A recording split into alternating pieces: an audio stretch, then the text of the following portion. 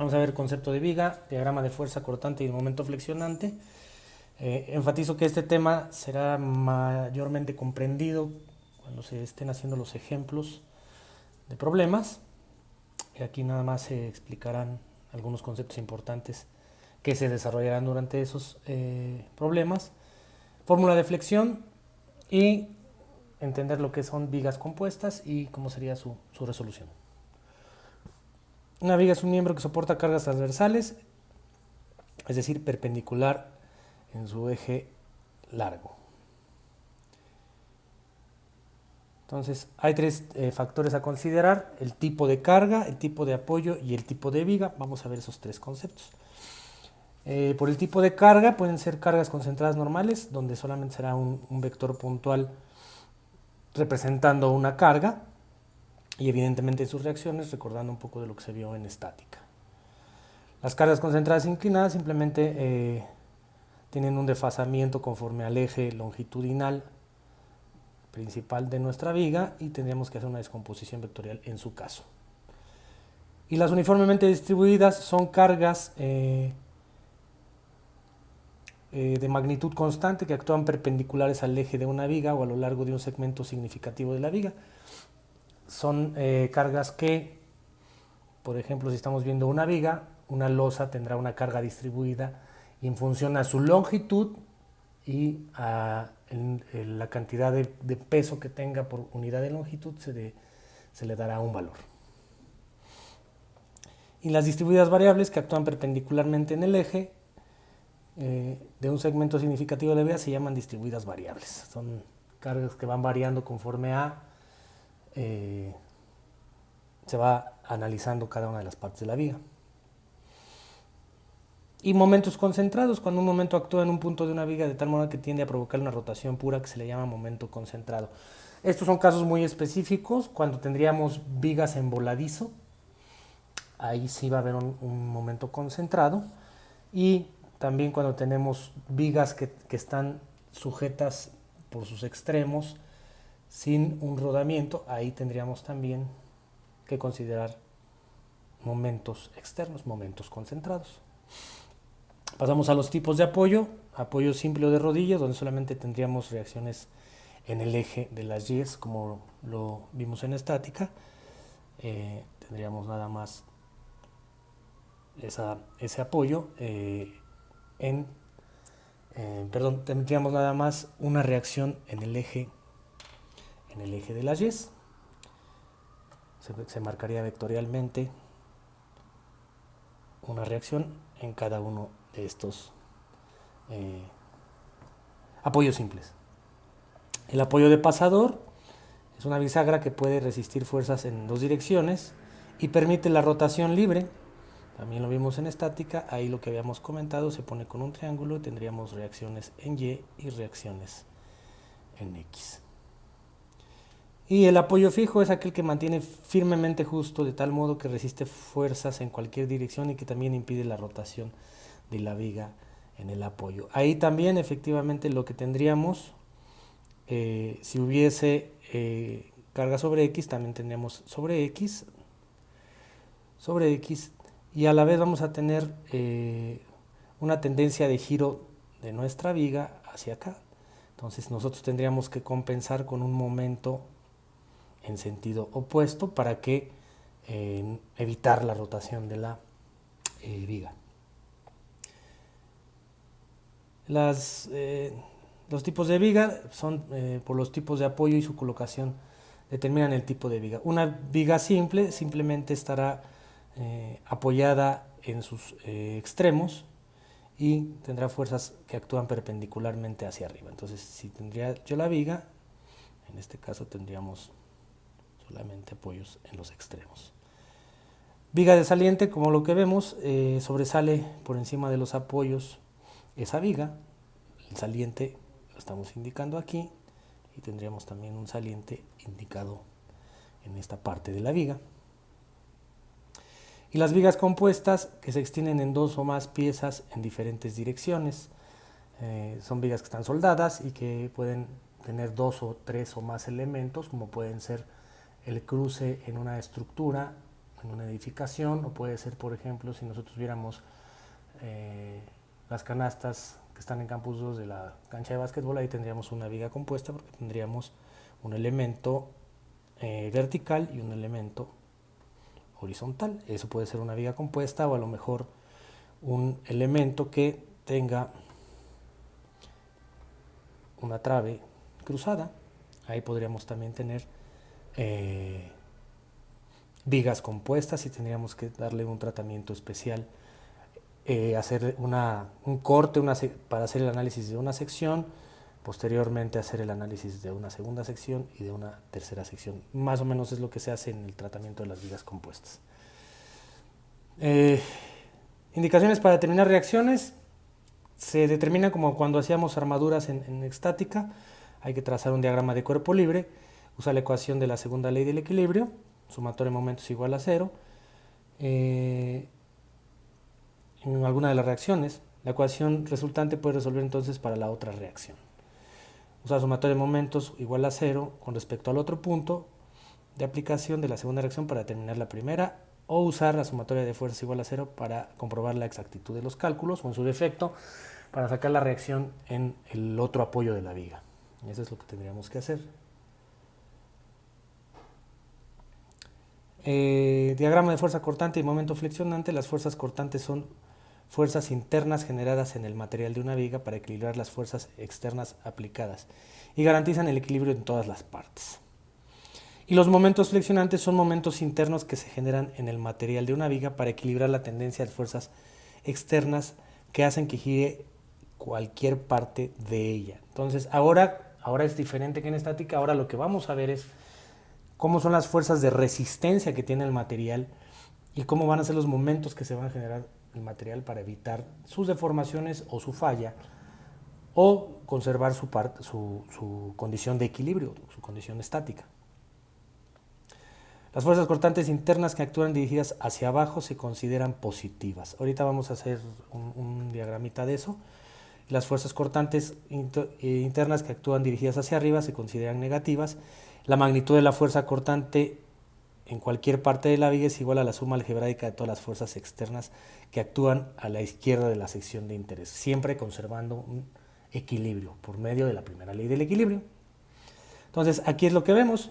Yo tengo ese diagrama en donde, en la parte superior, que es este diagrama, yo tengo fuerzas externas, pero si nosotros nos fijamos, el material va a empezar a reaccionar desde el primer momento. Siempre se hace el análisis de izquierda a derecha. Aquí el material reacciona hacia abajo y se le pone una media flecha. La media flecha nos va a indicar que el material, esa fuerza es una reacción del material. Entonces, como lo habíamos comentado, reacciona hacia abajo. Si reacciona hacia abajo, será positivo. En este caso, ahí sería positivo. Y el momento también, para evitar una rotación, el material es el que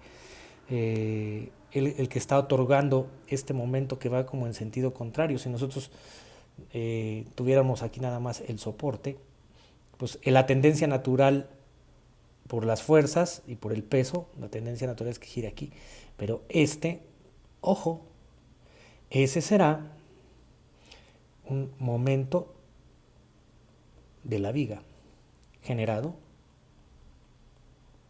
por la viga.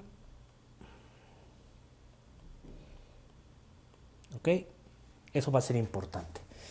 Entonces, si nosotros vamos viendo, vamos analizando ya en este diagrama, lo vamos analizando, acuérdense, de izquierda a derecha. Yo voy a tener ya una carga externa de 1000 newtons, la que tengo aquí, y el material está reaccionando con una media flecha hacia arriba, entonces será negativo. Y se sostiene el momento positivo, porque es la reacción que tiene propiamente la viga para no rotar. Si seguimos haciendo el análisis, vamos viendo que sigo teniendo aquí una reacción del material negativo. Y más o menos esto es una de las series de explicaciones del sentido de giros y de los momentos y del sentido que le vamos a dar a las flechas de nuestros análisis, de las fuerzas a las que estarán sometidas las vigas. Entonces, será importante entender el diagrama de fuerza cortante y de momento flexionante, lo haremos a detalle en los ejercicios. Y dice, en cualquier segmento de una viga donde no hay cargas aplicadas, el valor de la fuerza cortante permanece constante. Y una carga concentrada o reacción en una viga provoca un cambio abrupto de la fuerza cortante que actúa en la viga en una cantidad igual a la magnitud de la carga y de su dirección. ¿Qué significa todo esto? Que va a permanecer constante en el diagrama, que veremos más adelante, en los diagramas. En este diagrama, cuando decimos que la fuerza, que no hay cambios, es cuando permanece constante. Y el cambio exabrupto que nos comentan ahí es este cambio exabrupto cuando hay una carga externa. Igual aquí hay una reacción, entonces aquí lo que vemos es ese cambio exabrupto. Luego, si siguiéramos, permanece constante y aquí tenemos otro cambio debido a esta fuerza. Me regreso tantito. ¿A dónde estábamos? Aquí. Entonces, como lo habíamos comentado, pues así tendríamos que analizar nuestro diagrama. Dice, los momentos flexionantes en los extremos de una viga simplemente apoyada son cero. Ahí tendríamos que siempre empezar en cero y terminar en cero en nuestro cálculo. Los momentos flexionantes internos en sentido contrario al de las manecillas del reloj se consideran positivos y en el sentido de las manecillas del reloj se consideran negativos. Esta convención se queda igual. Dice, la magnitud del movimiento flexionante interno en cualquier sección de una viga es igual a la suma algebraica de los momentos considerados con respecto al corte de todas las fuerzas que actúan a la izquierda en la sección de interés. Aquí estaremos nosotros desarrollando un método de integración para entender esto. Vamos a alguna forma como integral definida, pero yo prefiero comentarles que esa integral no es tanto como definida, sino que acuérdense que al final de una integral se le pone un valor de más c, que es la constante de integración, pero nuestro constante de integración será, para nuestros casos, el momento o la fuerza cortante previa para poder definir nuestras ecuaciones.